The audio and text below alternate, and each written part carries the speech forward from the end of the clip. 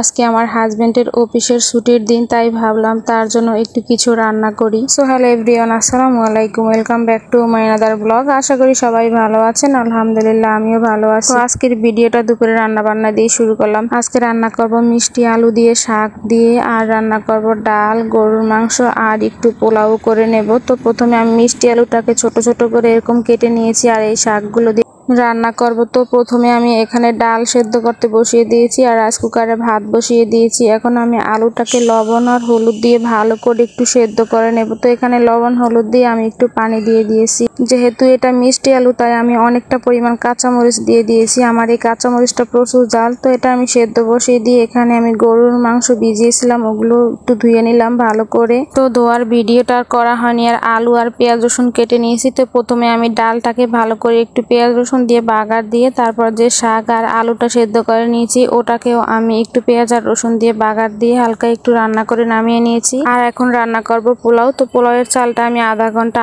আগে ধুয়ে পানি ঝরিয়ে রেখেছিলাম। এখন আমি পেঁয়াজটা ভালো করে একটু ভেজে নিচ্ছি।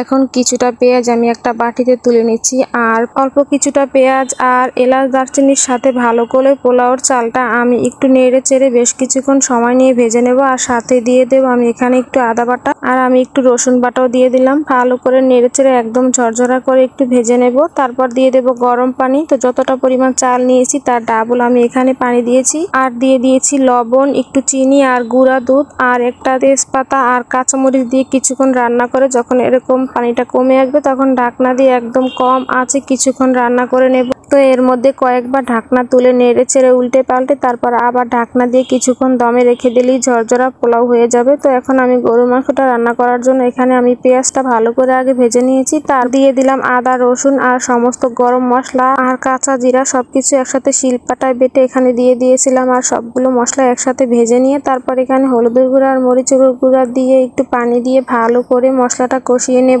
যখন এরকম উপরে তেলটা ভেসে উঠবে তখন আমি এখানে দিয়ে দেব ধুয়ে রাখা গরুর মাংসগুলো, দিয়ে ভালো করে নেড়ে চেড়ে কিছুক্ষণ কষিয়ে নেব। তো মাংসটা আগে মশলার সাথে ভালো করে মিশিয়ে নেব, যেন সমস্ত মশলাটা মাংসের সাথে মিশে যায়। এখানে লবণ দেওয়া হয় না, তো আমি একটু লবণ দিয়েও ভালো করে মিশিয়ে নিলাম। এখন একটা ঢাকনা দিয়ে ঢেকে দেব, আর বারবার আমি ঢাকনা তুলে একটু ভালো করে নেড়ে চেড়ে কষিয়ে নেব। তো ভালো করে কষানো হয়ে গেলে আমি একটা প্রেসার কুকারের মধ্যে মাংসটা দিয়ে দেব, আর সাথে আলুও দিয়ে দিলাম। তো ভালো করে সেদ্ধ করে নামিয়ে নেব। আর এদিকে আমার হাজবেন্ড মুরগি নিয়ে আসছে, তো 3টা মুরগি নিয়ে আসছে। তো আমি রান্নার ফাঁকে ফাঁকে মুরগিগুলো কেটে ফ্রিজে রেখে দিলাম। এইদিকে আমার গোস্তটা সেদ্ধ হয়ে গেছে, আমি নামিয়ে চুলায় দিয়ে কিছুক্ষণ রান্না করে একটু জিরার গুঁড়া দিয়ে নেড়ে চেড়ে রান্না করে নামিয়ে নেব। তো আমি গোস্তটা আগে ভালো করে কষিয়ে নিয়েছি। তো এখান থেকে কিছুটা গোস্ত আমি তুলে রেখে দিয়েছি। এভাবে খেতে আমার কাছে অনেক ভালো লাগে। তো আপনাদের কার কার কাছে কষানোর গোস্ত খেতে ভালো লাগে অবশ্যই জানাবেন। তো এদিকে আমার রান্না বান্না শেষ, আর আজকে সোমবার আমার হাজবেন্ডের হলিডে, তাই এত কিছুর আয়োজন করলাম তার জন্য।